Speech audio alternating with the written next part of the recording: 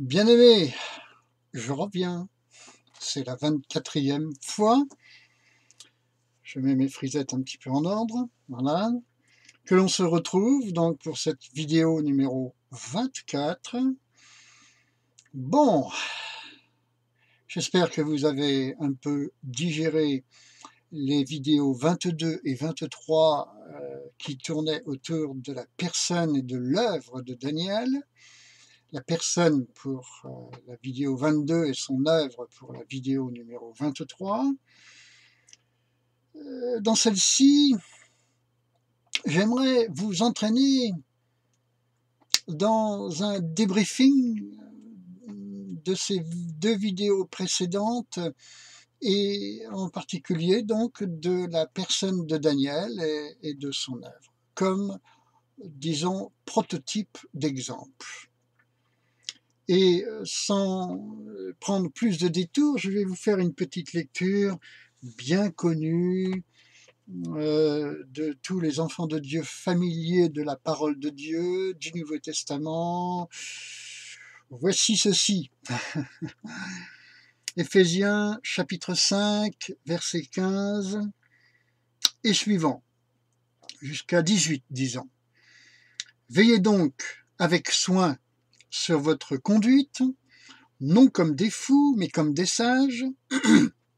Rachetez le temps, car les jours sont mauvais. C'est pourquoi ne soyez pas sans intelligence, mais comprenez quelle est la volonté du Seigneur. Ne vous enivrez pas de vin, c'est de la débauche, mais soyez remplis du Saint-Esprit. Je n'irai pas plus loin, même si ça mériterait de le faire. Si nous reculons un peu dans ce chapitre, ou plutôt si nous reculons au chapitre 4 et au verset 30, il est dit « N'attristez pas le Saint-Esprit de Dieu par lequel vous avez été scellés pour le jour de la rédemption. » Soyez remplis du Saint-Esprit, pas de vin, c'est de la débauche, n'attristez pas le Saint-Esprit. Je m'adresse à des gens nés de nouveau. Ok. Alors cette vidéo numéro 24, après cette belle lecture, eh bien je la titre ainsi. Je m'adresse à toi, mon frère, ma sœur. Qui es-tu et comment fonctionnes-tu? Ouais. Alors avec une introduction et un descriptif que je mettrai dans la publication de la vidéo, comment être rempli du Saint-Esprit et être conduit par lui. Vous savez, beaucoup s'imaginent dans un certain rapport avec le Saint-Esprit et surtout, beaucoup pensent être conduits généralement et au ponctuel par le Saint-Esprit. J'ai si souvent entendu bien des braves enfants de Dieu dire « Ah oui, c'était conduit. » Donc, dans les vidéos numéro 22 et 23, je vous ai présenté un Daniel, comme le dit le livre, un Israélite de race royale, souvenez-vous, appartenant au Dieu d'Israël, Yahweh, Elohim, El Shaddai, Yahweh qui veut dire tout simplement Dieu, Elohim le Dieu pluriel, on a besoin de le découvrir, El Shaddai, ça c'est un Dieu qui s'approche de vous parce que ça signifie qui est suffisant, plus qu'assez. Il est là, il pourvoit. Amen. Pour vous. Donc Daniel, israélite de race royale, appartenant au Dieu d'Israël et cultivant, c'est le moins qu'on puisse dire le concernant, sa relation avec ce Dieu-là. Mais, comme on l'a vu, désormais à Babylone, au cœur d'un monde vraiment anti-Dieu. Alors, que se passe-t-il pour Daniel à Babylone? Ou autrement dit, est-ce qu'il est influencé par Babylone ou est-ce lui qui va influencer Babylone? et pour le moins le roi de Babylone. Eh bien, on voit que Daniel ne se convertit pas à Babylone, loin de là, mais que le roi de Babylone, lui, va se convertir au Dieu de Daniel. Amen. Amen. Eh oui. Est-ce le monde qui vous influence ou est-ce vous qui influencez le monde parce que vous avez privilégié et vous avez fait le choix d'être influencé par Dieu et non par le monde?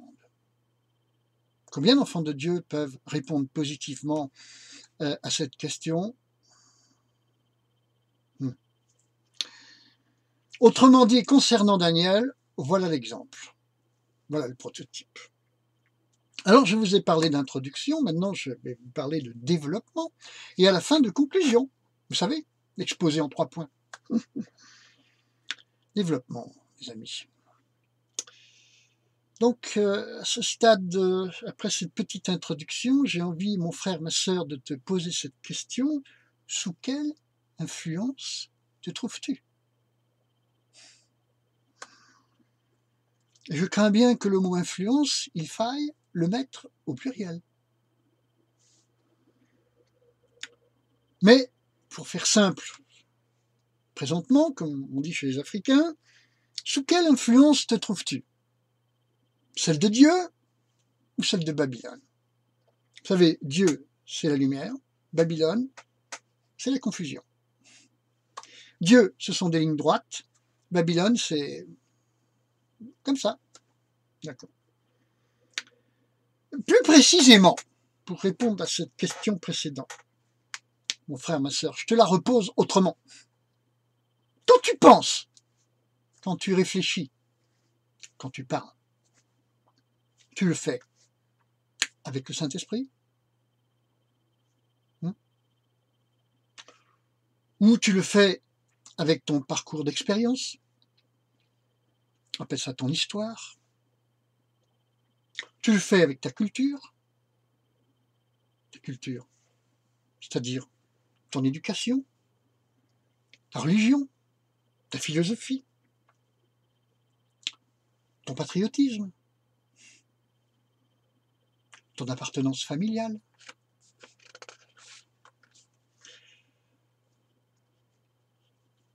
Tu le fais avec ta personnalité, avec ton tempérament, tu sais, ton caractère. Tu le fais avec tes blessures,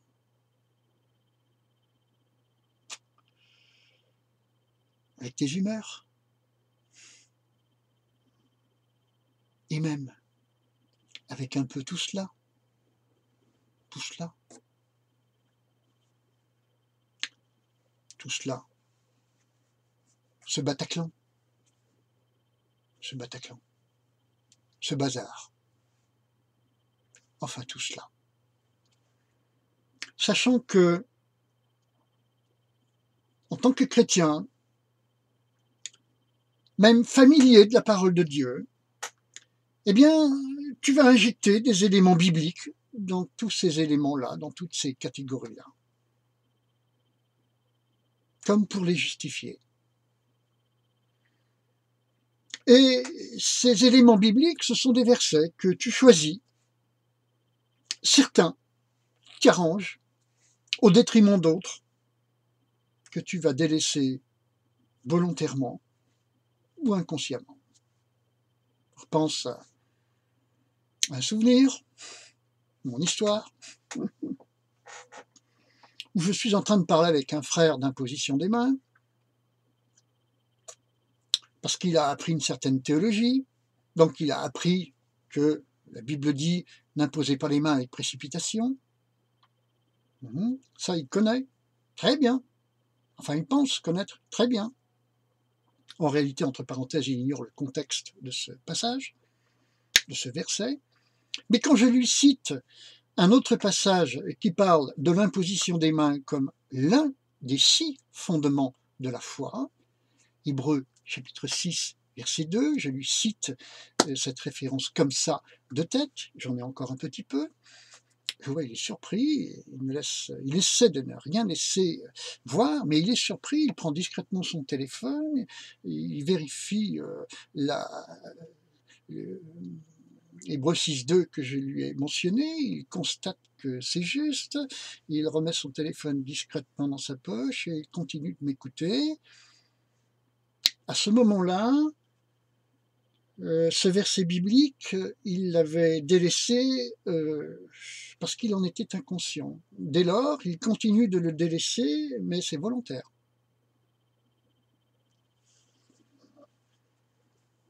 Je vais vous dire comment j'appelle ça plus tard, dans quelques minutes. Mais à ce stade, j'ai envie de vous poser la question suivante, j'ai envie, mon frère, ma sœur, de te poser la question suivante. Est-ce que tu es conscient d'être et de fonctionner ainsi, avec tous ces éléments-là, toutes ces influences, c'est-à-dire un peu avec l'Esprit de Dieu, mais aussi un peu beaucoup dans la chair? Est-ce que tu es convaincu d'obéir ainsi au Saint-Esprit alors qu'en réalité, c'est loin d'être le cas?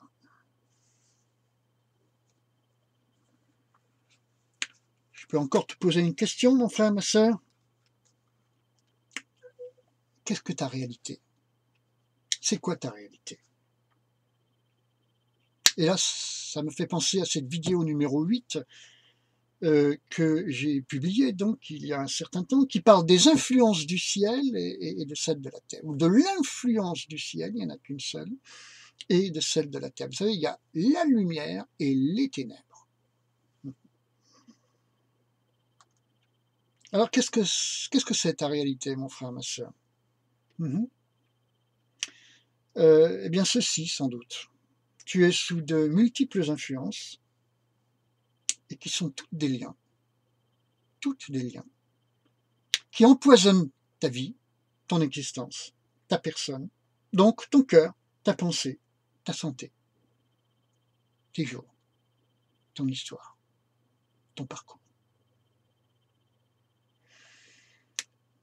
Mon frère, ma sœur, bien-aimé, avoir une histoire, c'est bien, mais en être prisonnier, c'est mauvais. Avoir une culture, c'est bien, être prisonnier d'elle, c'est mal. Ah, moi, on m'a éduqué ainsi, comme ça. Ah, mais alors, que dit la Bible? Ah, moi, j'ai ma religion. Ouais, ouais. Et alors, que dit la Bible? Ah, moi, on m'a appris à penser ainsi. Ouais. Et alors, que dit la Bible? Ah ben moi, je suis français. Ah, ouais. Et alors, la Bible dit que ça te sauve? Ah ben moi, je suis de telle famille. Ah, attention. Ouais. Et alors, la Bible dit que tu es de la famille de Dieu? Rien d'autre. Mon frère, ma sœur, avoir ta personnalité semble être une richesse pour toi. Ouais. Mais si tu n'as pas celle de Christ, ta personnalité, elle n'est qu'un tas d'ordures. J'exagère? Bah écoute, regardez Philippiens chapitre 3, chapitre 4, Philippiens chapitre 3, versets 4 à 11, spécialement le verset 8. Regardez bien. Le tas d'ordures, c'est pas de moi, c'est de l'apôtre Paul. À propos de toutes ces influences. Avoir tes blessures qui t'influencent, eh bien, c'est tenir ton regard loin des blessures de Jésus-Christ, qui les a eues pour que toi, tu sois guéri des tiennes. Si tu réagis selon tes blessures, tu ne réagis pas selon celle de Christ pour toi. Si tu réagis selon tes blessures, tu te dis « Ah, ils m'ont fait cela !» Si tu réagis selon les blessures de Christ, tu te sens pardonné, tu te sens guéri. Et par rapport à ton prochain, tu vas dire comme le Seigneur sur la croix, pardonne-lui, car il ne savait ce qu'il faisait. C'est pas pareil. Avoir des humeurs, c'est humain, hein, mais les écouter pour réagir t'éloigne de la pensée de Dieu et de sa volonté. Mon frère, ma sœur, ta réalité, c'est que tu es plus ou moins sous toutes ces influences. Tu es un être sous influence, au pluriel. C'est la réalité. Et la plupart du temps, tu es inconscient d'elle. Et tu penses obéir à Dieu. Sincèrement, je n'en discute pas. Alors, le résultat de cela, c'est ce que j'appelle notre petit Saint-Esprit. Notre petit Saint-Esprit.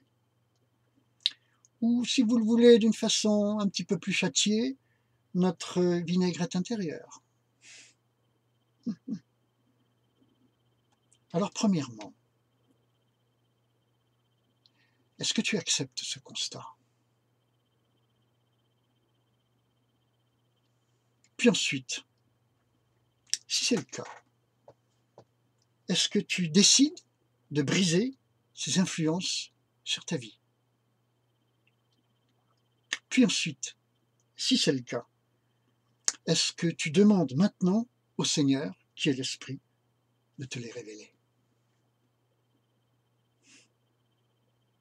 Puis ensuite, une fois que celles-ci sont révélées, est-ce que tu acceptes de t'en repentir? Souvenez-vous, souviens-toi, dans les vidéos précédentes, là, immédiatement précédentes, je disais, la repentance délie l'intelligence. Et puis encore, est-ce que tu acceptes maintenant la seule influence de l'Esprit du Seigneur? Sa seule influence à lui. Est-ce que tu décides de ne plus être un chrétien d'en bas, mais un chrétien d'en haut? Éphésiens, chapitre 2, verset 6. Est-ce que tu décides cela? Et enfin, est-ce que tu décides de communier avec Dieu maintenant? Dieu, le Christ Jésus, par le Saint-Esprit, et non par ces choses anciennes. Ces choses anciennes, je te le rappelle, je te les rappelle, ton histoire,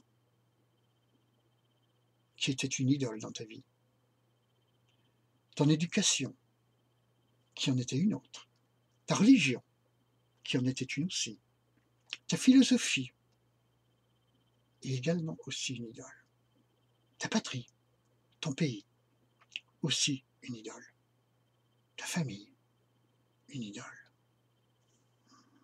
ta profession, ton sport, tes hobbies, ta maison, tes voyages, tes loisirs, des idoles.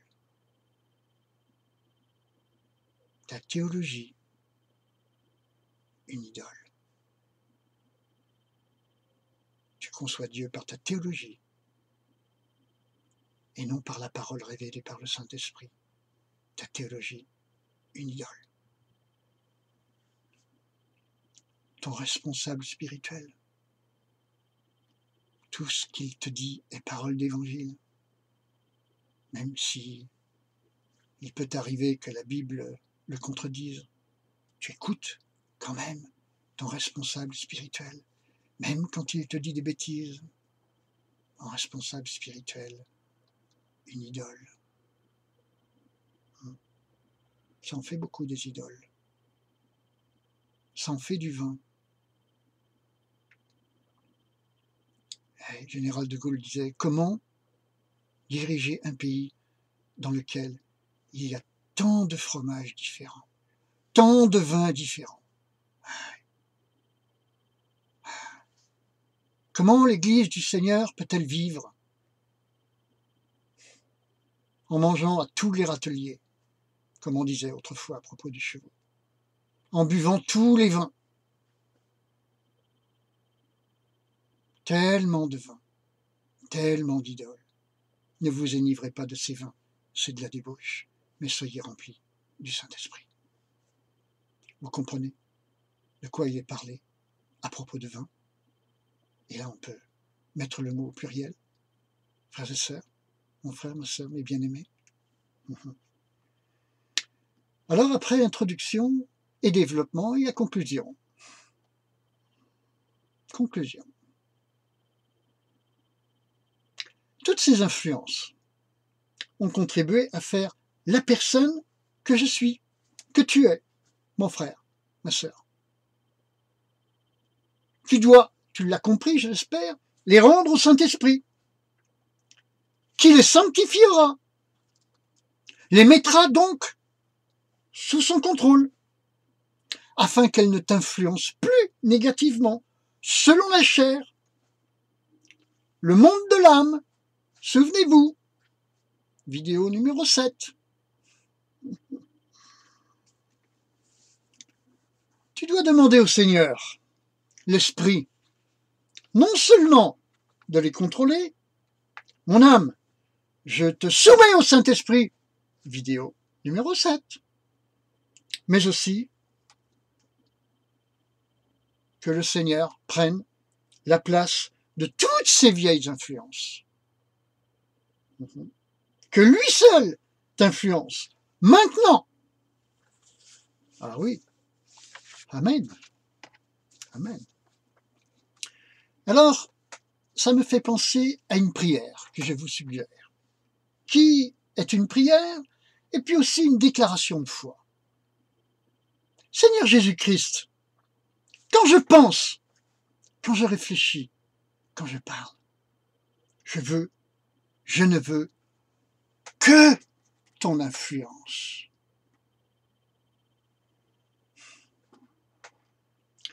Je ne nie pas le reste, mais il se trouve désormais sous ton contrôle. Il ne me contrôle plus, ce reste. Je le déclare dans la foi au Fils de Dieu par la puissance du Saint-Esprit. Je suis enfant de Dieu. Seulement. Sujet du roi des rois. Certains disent citoyen du ciel.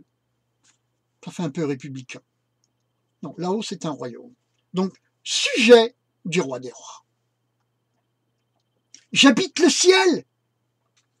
C'est lui ma patrie. Ma famille, c'est ton corps. Celui des élus. Mon sang, Seigneur, c'est le tien, qui est répandu en moi et sur moi, ou du moins d'abord sur moi et en moi. Amen. Ton esprit, Seigneur, il est le chef de ma vie. Oh, j'ai pas cette impression. Proclame-le par la foi, mon frère, ma sœur. Je déclare qu'il est ma seule influence. Ouh, j'en ai pas l'impression. T'occupe pas de tes impressions. Écoute ce que dit la parole de Dieu. Écoute ce qu'elle te dit, ce qu'elle déclare à ton propos. Il est ma seule influence. Ta seule influence. Père, Fils, Saint-Esprit. Dieu 3 fois saint. Je vis avec toi, Seigneur, et en toi, et pour toi, par la foi au Fils de Dieu. Amen. Ainsi vivait Daniel. On débriefe sur Daniel. Conclusion, mais deuxième conclusion. Et oui, je vous l'avais caché. il y a une deuxième conclusion. On va plus loin. Bien-aimé, maintenant que tu t'es placé dans la seule influence du Saint-Esprit, oh, alléluia, eh bien, celui-ci va te rendre sensible à tous les esprits étrangers dont beaucoup t'étouffaient autrefois.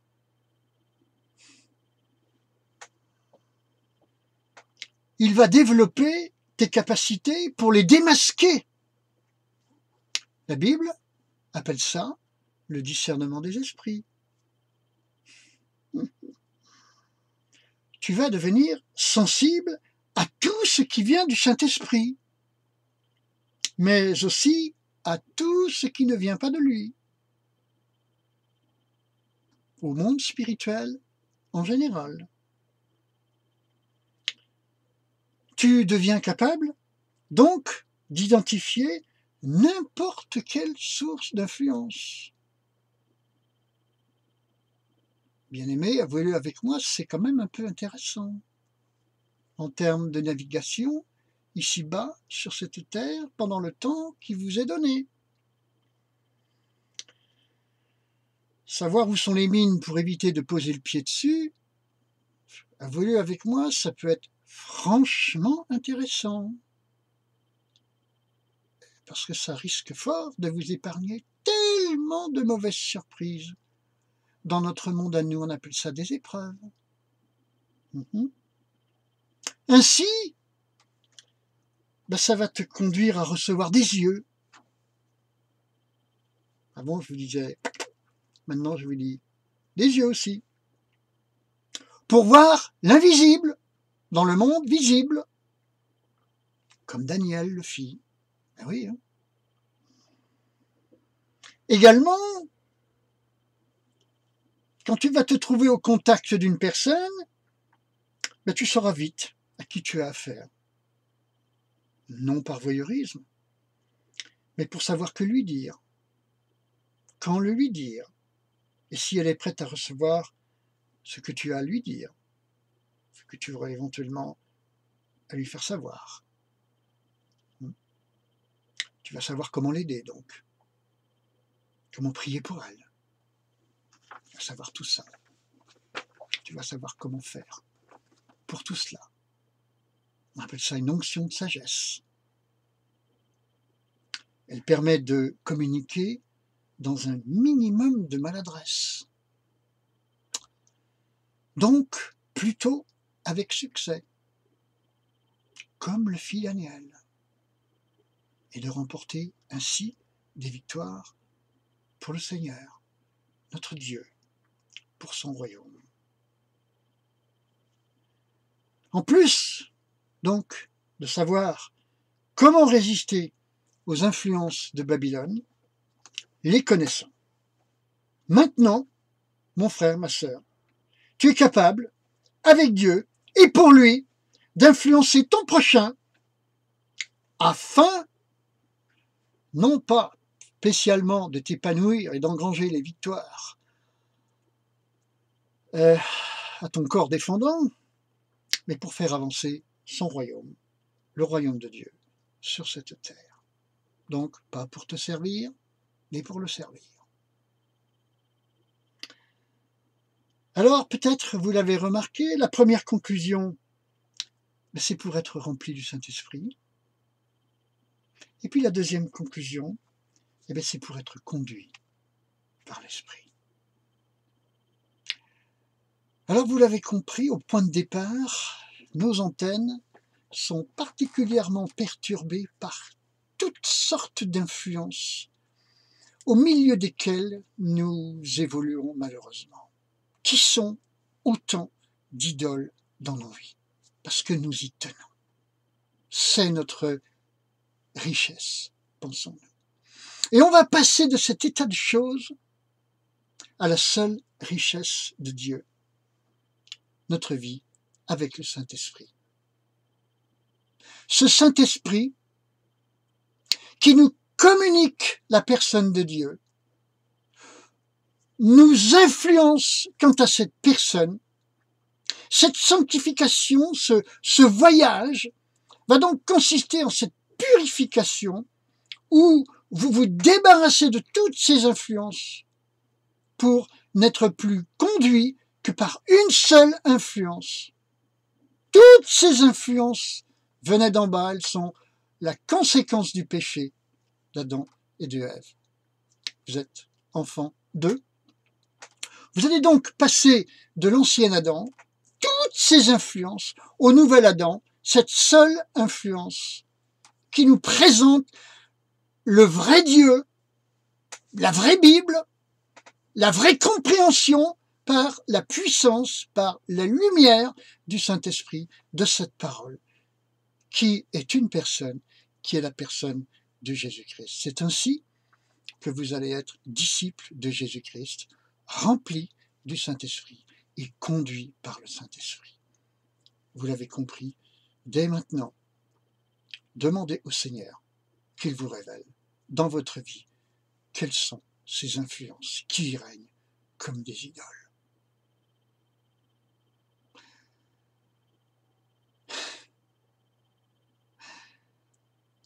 Dans le peuple des enfants de Dieu, y a-t-il de ceux-ci qui évoluent sans aucune influence d'en bas?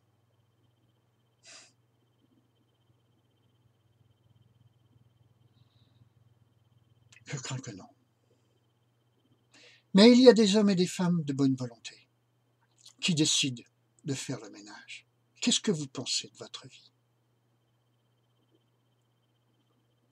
Avez-vous l'impression de patiner un peu?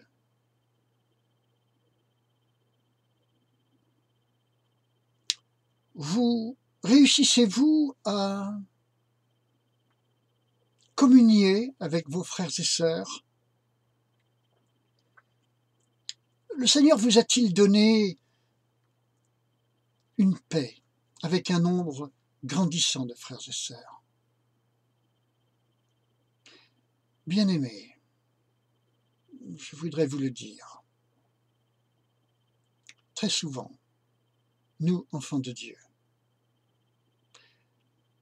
nous sommes stoppés, ralentis, alourdis par nombre d'influences d'en bas. Je me suis efforcé de les nommer, d'en faire le tour. La liste est sans doute incomplète, celle que j'ai dressée, mais déjà significative. Faites le ménage. Ne vous enivrez pas de vin, de ces vins, c'est de la débauche, mais soyez remplis du Saint-Esprit. Ne cherchez pas plus loin. Vous devez, je dois, nous devons être remplis du Saint-Esprit. Comment affronter les temps qui viennent si nous ne le sommes pas? Si nous n'avons pas des oreilles, si nous n'avons pas des yeux, si nous n'avons pas appris à être vraiment conduits par le Saint-Esprit, et non plus seulement par un environnement qui s'occupe, entre guillemets, si bien de nous. Un héritage, un passé, un présent, et ce que l'on imagine du futur, qui nous conditionne tellement. Même une église, bien souvent, nous conditionne. Même une famille spirituelle peut nous conditionner. Et même une famille spirituelle peut être une idole. Ma famille spirituelle. Quelquefois, elle devient plus importante que le Seigneur elle-même. Eh oui, ça va loin, bien-aimés. Mais sincèrement, mettez-vous à genoux et demandez au Seigneur quels sont ces vins dans votre vie, ces idoles. Et dites-lui au Seigneur qui est l'Esprit, je ne veux que ta seule influence, Saint-Esprit. Si vous vous tenez sur cette position, si vous envahissez, si vous vous emparez de cette position, il y aura un salaire pour votre positionnement. Bien-aimé, le Seigneur y répondra. C'est un chemin. Mais il y a un moment, vous franchissez des paliers. Et croyez-moi, c'est bon. C'est bon. Et peu à peu. Et en réalité, vous atterrissez, plus seulement par la foi, mais aussi dans une réalité quotidienne, dans les lieux célestes, en Jésus-Christ. Et les choses d'en bas, vous les regardez vraiment depuis là-haut. C'est merveilleux, c'est exaltant, c'est paisible, c'est la sérénité, c'est le ciel, dès ici-bas sur la terre. Oh, alléluia, frères et sœurs, et gloire à Dieu. Je vous souhaite ce programme, je vous souhaite ceci, cette bénédiction. Ô Dieu, crée en moi un cœur pur et renouvelle en moi un esprit bien disposé. Psaume 51, verset 12. Je vous le laisse. Maintenant que votre esprit soit bien disposé par la puissance du Saint-Esprit, au nom de Jésus-Christ, pour la volonté du Dieu trois fois saint. Amen. À bientôt. Je vous embrasse.